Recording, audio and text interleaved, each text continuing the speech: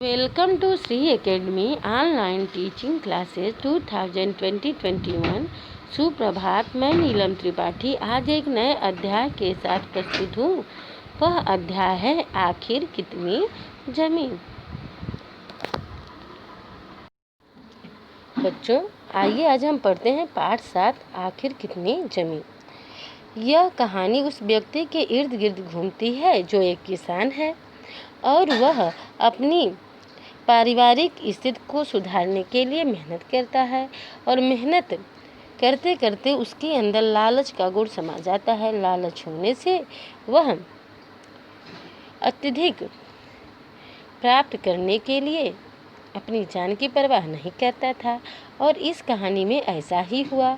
वह एक बार जमीन नापने गया और जो वहाँ की शर्त थी वह पूरा नहीं कर सका और उसकी जान चली गई। तो आइए इस कहानी को देखते हैं।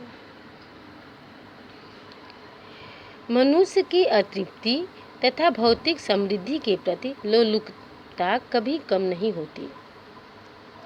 सदैव दूसरों से तुलना कर हीन भावना से ग्रस्त तथा असंतुष्ट रहता है। इस कहानी में अत्यंत सुंदर ढंग से मनुष्य की इस स्वाभाविक कमजोरी को दर्शाया गया है। 2 बहनें थीं। वे अपने परिवार के साथ सुखमय जीवन व्यतीत कर रही थीं।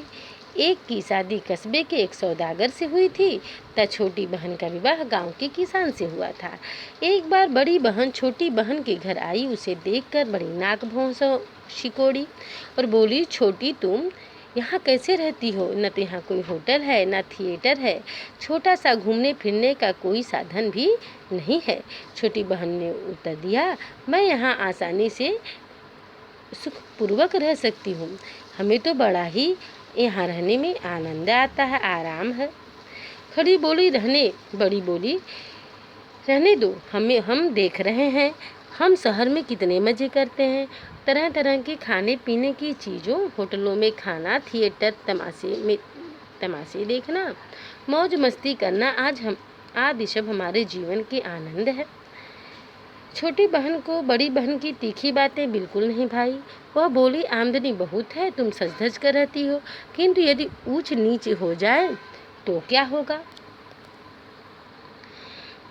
दिन सब हवा हो जाए। जी, हम तो सीधा सादा जीवन व्यतीत करते हैं, किंतु कोई चिंता फिक्र हमें नहीं। मैं तो इस ज़िंदगी से पूरी तरह खुश हूँ। वह कहती है कि यदि कोई परेशानी आपके जीवन में आ जाए, बहुत सज धज के रहती हैं, तो आप क्या करेंगी? आपकी इज्जत भी चली जाएगी। बड़ी बहन ने ताना मारा, अरे जा ज़्यादा बातें मत बना। जीवन का आराम व आनंद तूने कभी देखा कहाँ? पेड़ तो जानवर भी पाल लेते हैं, पर यह जिंदगी कोई जिंदगी नहीं। छोटी बहन को बुरा तो बहुत लगा।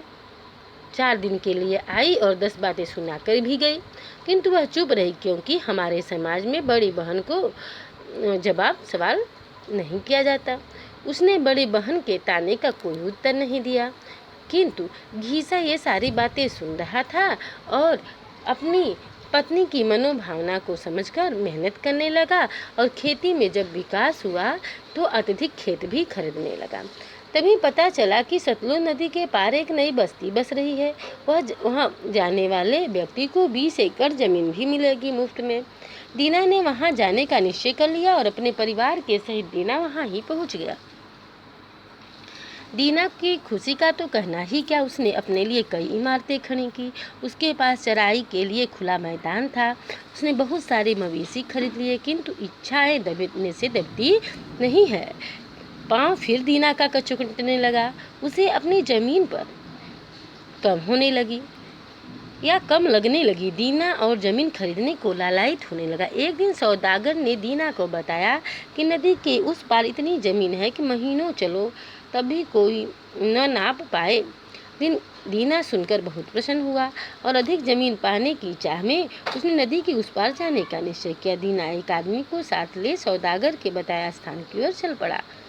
मार्ग में उसने खाना पीना, उपहार, मिठाई आदि की भी वस्तुएं खरीदी। कई दिन तक लगातार चलते रहने के कारण 7वें दिन वे लोग उस स्थान पर पहुँचे और वह बस्ती कोल की थी। सारी जमीन खाली पड़ी थी। कोल लोग उस जमीन पर कुछ नहीं करते थे, वे केवल शिकार करते और मवेशी पालकर अपना निर्वाह करते थे। वहाँ की यह शर्त थी कि जो व्यक्ति सुबह से चलेगा और वहाँ पुनः सूर्यास्त होते होते आ जाएगा तो वह ज़मीन उसकी हो जाएगी। इसके लिए उसको 1000 रुपया रखना पड़ेगा। लेकिन दीना के मन में तो लालच समा गया था। वह जितना ही ज़मीन देखता उसे लगता यह कम है और भी ज़्यादा नाप लूँ। और नाप कर जब वह अपने गंतव्य स्थान पर पहुँचने लगा तब क्या हुआ, सूर्यास्त से पहले लगा वह नहीं पहुँच पाएगा और वह दौड़ने लगा। वाह शाबाश, क्या खूब रही, तुमने तो बहुत अधिक ज़मीन ले ली। और मन में प्रसन्न होने लगा क्योंकि वह बहुत ज़्यादा ज़मीन को प्राप्त कर लिया। किंतु प्रसन्नता छुपाए से छुपती नहीं। अत्यधिक प्रसन्न होना भी शरीर के लिए हानिकारक होता है। और वह अपनी चाह के लिए दौड़ना शुरू किया, जिसकी वजह से वह अपने गंतव्य स्थान पर जब पहुंचा और मुंह के बल गिरकर मृत को प्राप्त हो गया। दीना के साथी ने फावड़ा उठाया तथा कब्र में उसे रख दिया। केवल 2 गज ज़मीन ही उसके लिए काफ़ी थी, उसको पूरी ज़मीन की ज़रूरत नहीं थी। तो यह कहानी हमें यह सीख देती है कि लालच करना बुरी बात है। जितना सामान रहे, जितनी वस्तुएं रहें, हम उतना में ही संतोष करें। जिस तरह से दीना यदि लालच न करता तो वह अत्यधिक ज़मीन का मालिक होता और यह जो उसके पास ज़मीन थी वह भी कम नहीं थी और वह अपने परिवार को सुख प्रदान करता। किंतु वह लालच के कारण अपने परिवार को सुख क्या देता, बल्कि अपना जीवन लीला ही समाप्त कर लिया। इसीलिए कहा गया है लालच बुरी बला है। यह इसके लेखक लियो टोल्स्टॉय की यह कहानी है। और एक कहानी यह जो है लियो टोल्स्टॉय की कहानी पर आधारित रूपांतरित है। तो आइए जानते हैं कि लियो टोल्स्टॉय कौन थे। तो लियो टोल्स्टॉय रूस के प्रसिद्ध कथाकार माने जाते हैं। उन्होंने कई कहानियाँ लिखी जिनका रूपांतर किया गया। जैनेन्द्र कुमार तथा भीष्म शाहनी आदि ने इनकी कहानियों का अनुवाद किया। आखिर कितनी ज़मीन, 3 प्रश्न आदि उनकी लोकप्रिय कहानियाँ हैं। तो ये था इस कहानी का सार। धन्यवाद।